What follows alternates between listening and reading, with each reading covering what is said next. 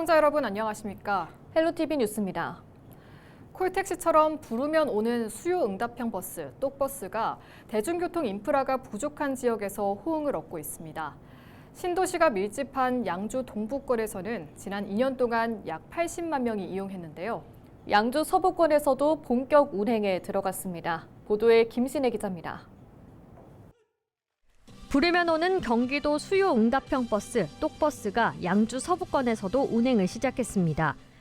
똑버스는 말 그대로 택시처럼 호출해서 목적지까지 한 번에 가는 AI가 탑재된 첨단 교통수단입니다.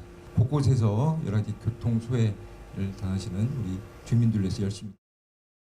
서부권에서 운행되는 똑버스는 중소형 승합차 10대, 백서급과 광정면에 4대, 은현면과 남면에 3대, 장흥면에 3대가 운행되는데 정해진 구역 안에서 자유롭게 이동할 수 있습니다. 특별히 평일 출퇴근 시간에는 하루 4번, 양주역과 덕정역까지 오가는 노선형 똑버스도 도입됐습니다. 백서급과 광정면 주민들은 양주역까지, 은현면과 남면 주민들은 덕정역까지 똑버스로 이동할 수 있습니다. 주민들은 편리해진 교통편에 환영하는 분위기입니다. 다만 일부 주민은 좀 더 원활한 배차를 위해 운행 대수를 늘려줬으면 좋겠다는 바람도 내비쳤습니다. 편해요. 왜냐면 버스가 저희는 한 대밖에 없어서 한 50분 걸려 그게요. 근데 이제 이걸 부르니까 금방금방 와서. 내가 문자로 받아요. 몇 분에 도착. 근데 몇 분에 도착하고 나왔는데 또 딜레이가 돼.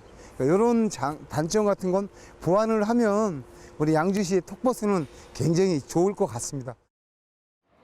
양주시는 주민들의 수요에 맞게 똑버스를 점차 확대할 계획입니다. 비록 지금 시작은 열대지만 앞으로 여건 봐가면서 점차 늘려갈 것이고 아마 이것으로 인해서 아마 우리 지역 주민들이 상당히 좀 앞으로는 이 대중교통을 이용하는 데서 많이 편해지리라고 생각을 합니다. 양주 동부권에서 약 80만 명이 이용하며 대중교통이 열악한 지역에 효과적인 대안으로 자리 잡은 똑버스가 서부권에서도 각광을 받을 수 있을지 주목됩니다. 헬로티비 뉴스 김신혜입니다. 포천시가 2025 한탄강 광릉숲 유네스코 프로그램 국제포럼을 위한 운영위원회를 개최했다고 25일 밝혔습니다. 운영위원회는 세미나 주제와 발표자 선정 등 행사 운영 전반을 논의했는데요. 국제포럼은 오는 10월 16일부터 19일까지 4일간 한탄강 생태경관단지에서 개최됩니다. 경기도와 강원도, 포천시, 연천군, 철원군이 공동으로 주관하는 첫 번째 국제 행사인데요. 포럼에는 한국을 비롯해 일본과 중국 등 아시아 권역의 지질공원과 생물보전지역 관련 40여 개 기관이 참여합니다. 최근 의정부에서 소방 공무원을 사칭해 대리구매를 요청하는 사기 시도가 발생한 것으로 나타났습니다. 의정부 소방서는 지난 23일 지역의 한 운송업자 A씨가 소방관을 사칭하는 전화를 받았다고 밝혔는데요. A씨는 소방서에 필요한 자동심장 충격기를 대리로 구매해주면 대금 1,100만 원을 주겠다는 상대의 요청에 속아 수백만 원을 특정 계좌로 송금한 것으로 알려졌습니다. 소방 관계자는 어떠한 경우에도 민간인을 대상으로 물품 대리 구매를 요청하지 않으니 주의해달라고 당부했습니다. 경기도의회 안전행정위원회 임상호 위원장이 경기도의회 중회의실에서 개최된 기후위기 시대 지방자치단체의 대응 전략과 과제 정체토론회에 참석했습니다. 이번 토론회는 기후위기를 대응하기 위한 지방자치단체의 전략적 역할과 제도적 보완 방안을 모색하고자 마련됐습니다. 임상호 위원장은 축사를 통해 기후위기는 더 이상 막연한 환경 이슈가 아니라 우리 일상과 생존을 위협하는 중대한 재난 요소로 작용하고 있다며 지방정부는 보다 능동적이고 체계적인 대응 전략을 갖춰야 할 시점이라고 강조했습니다. 지난 10년 사이 수도권 지역 아파트 값이 얼마나 올랐을까요? 전용 면적 84제곱미터의 경우 서울에서는 평균 6억 7천만 원이 올랐고 경기도에서는 평균 2억 1천만 원 오른 것으로 나타났습니다. 서울에서는 신축 아파트가, 경기 지역에서는 20년 이상 중구축 아파트가 많이 올랐는데요. 이관성 기자가 보도합니다. 지난 2015년 서울의 전용 면적 84제곱미터 아파트 평균 매매가는 4억 5,900만 원 정도였습니다. 하지만 10년이 지난 올해 11억 3,700만 원까지 올라 148% 상승했습니다. 같은 기간 경기도에서는 전용 면적 84제곱미터 평균 매매가가 2억 9,800만 원에서 5억 800만 원으로 71% 올랐습니다. 경기 아파트값이 2억 1천만 원 오르는 사이 서울 아파트값은 6억 7천만 원이 올랐습니다. 부동산 정보 플랫폼 집토스는 최근 아파트 연식과 가격 상승 관계를 보기 위해 연식별 아파트값의 변화를 분석했습니다. 먼저 서울에서는 전용 면적 84제곱미터 신축 아파트와 준구축 아파트의 10년간 매매 차익이 모두 7억 2천만 원을 넘었습니다. 전용 면적 59제곱미터 신축 아파트도 10년 사이 6억 6천만 원이나 올라 이른바 얼죽신 현상을 실감케 했습니다. 경기 지역에서는 준구축의 10년간 매매 차익이 3억 2천만 원을 넘어 가장 높았습니다. 과천과 성남, 용인과 수원 등 서울의 상승세와 비슷한 지역도 있지만 경기도 시군 평균으로 보면 신축보다 준구축의 가격 상승이 더 높았습니다. 경기도 같은 경우는 그렇지 않았거든요. 신축보다는 이제 중구축, 좀 더 20년 이상의 아파트가 조금 더 시세 차익을 많이 볼 수가 있었어요. 평균적으로. 그런 걸 봤을 때 항상 뭐 신축이 답이다. 항상 어느 지역이든 그렇게 해석하기엔 좀 무리가 있고, 부동산 시장에서는 1기 신도시 정비와 재건축 기대감이 경기도 준구축 아파트값의 상승을 키운 것으로 보고 있습니다. 서울 아파트값은 신축과 구축, 중형과 소형 것 없이 여전히 경기 인천보다 배 이상 높은 집값 상승을 보이고 있습니다. 헬로티비 뉴스 이관성입니다.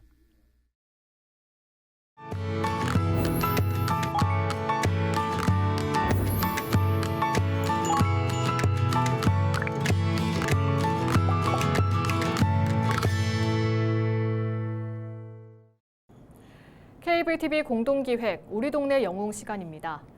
서울 성북구에는 단돈 3,000원으로 김치찌개와 밥, 반찬을 무제한으로 먹을 수 있는 청년 밥상 문간이 있습니다. 배고픈 청년들을 위해 한 신부님이 운영하는 식당인데요. 그 따뜻한 이야기를 딜라이브 최다혜 기자가 전해드립니다. 성북구 정릉시장에 위치한 한 식당입니다. 보글보글 끓는 김치찌개에는 고기와 두부, 라면 사리까지 푸짐하게 들어 있습니다. 함께 먹는 밥과 반찬은 무한 리필입니다. 이 식사 한 끼의 가격은 단돈 3,000원, 이른바 3,000원의 식당입니다. 가격이 싼데 맛이 있어서 자주 오는 것 같아요. 요즘 물가가 많이 비싼데 되게 저렴하고 배부르게 먹을 수 있어서 많이 이용하는 것 같아요. 밥이랑 반찬 같은 것도 무제한으로 리필해 먹을 수 있어서 되게 좋은 것 같습니다. 이 식당을 연 이는 이문수 신부입니다.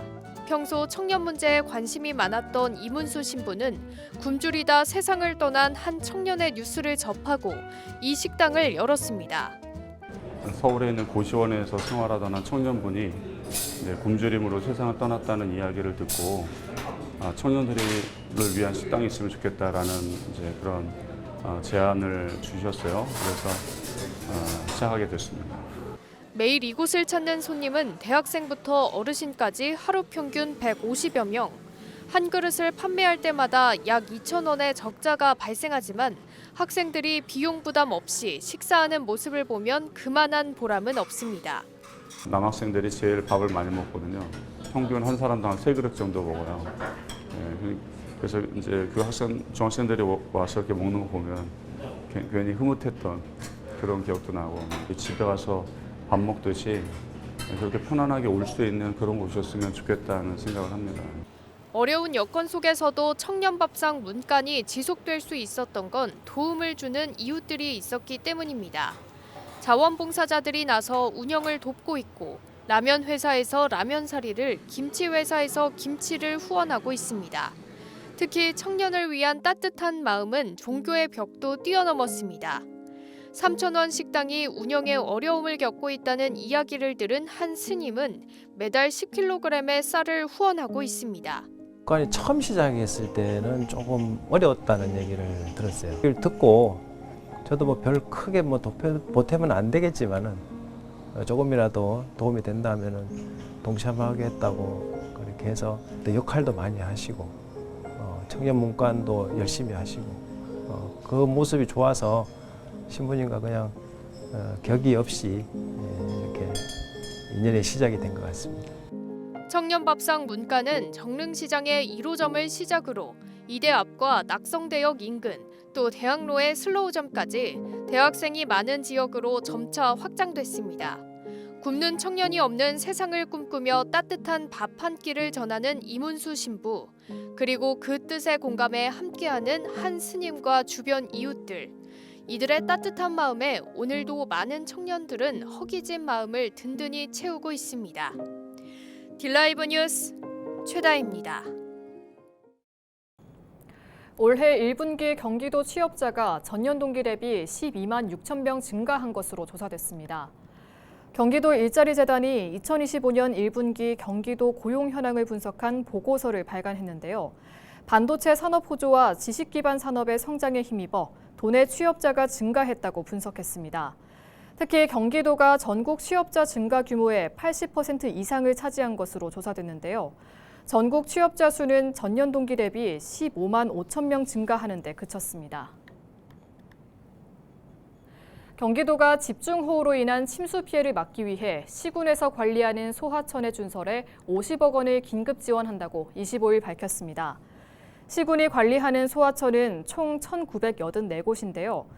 도는 소하천 준설 지원 대상을 긴급 조사했으며 23개 시군, 168개 소하천에 도 재난관리기금을 우선 지원하기로 결정했습니다. 도 관계자는 열악한 시군의 재정 여건 때문에 하천 내 퇴적물을 제때 제거하지 못해 통수 능력이 저하된 상태라며 호우와 태풍을 앞두고 긴급한 조치가 필요한 상황이라고 설명했습니다.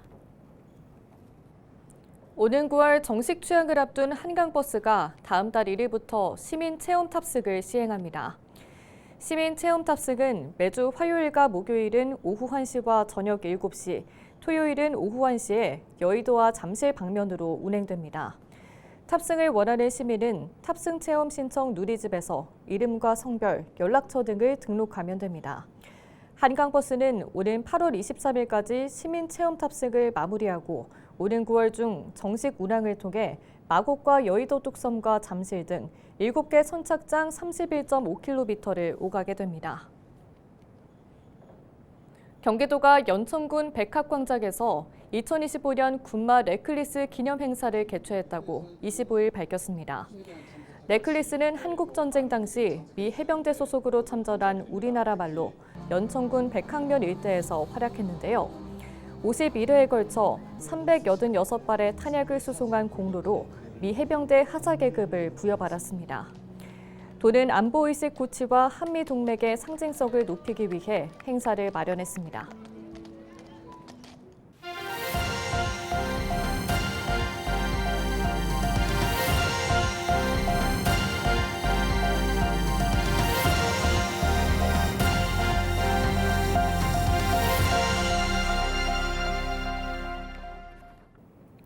인천의 한 다세대 주택에서 폭발 사고가 발생했습니다. 25일 오전 9시 59분쯤 인천시 미추홀구 문학동에서 다세대 주택 2층에서 폭발 사고가 발생했다는 신고가 소방당국에 접수됐습니다. 이 사고로 70대로 추정되는 여성이 전신에 화상을 입고 응급처치를 받은 뒤 119 구급대에 의해 인근 병원으로 긴급 이송됐습니다. 또 같은 건물 3층에 거주 중인 60대 남성 한 명이 사고 충격으로 어지럼증을 호소해 추가로 병원으로 옮겨졌습니다. 경찰과 소방당국은 이들을 상대로 정확한 폭발 원인과 추가 피해 여부를 조사 중입니다. 학교 적응에 어려움을 겪는 학생들을 위한 맞춤형 경기 공유 학교가 운영됩니다. 도교육청은 지역 위센터와 청소년 상담복지센터, 아동센터, 청소년 문화센터 같은 유관기관과 협력해 개별 수업이 필요한 학생에게 맞춤 교육을 제공합니다.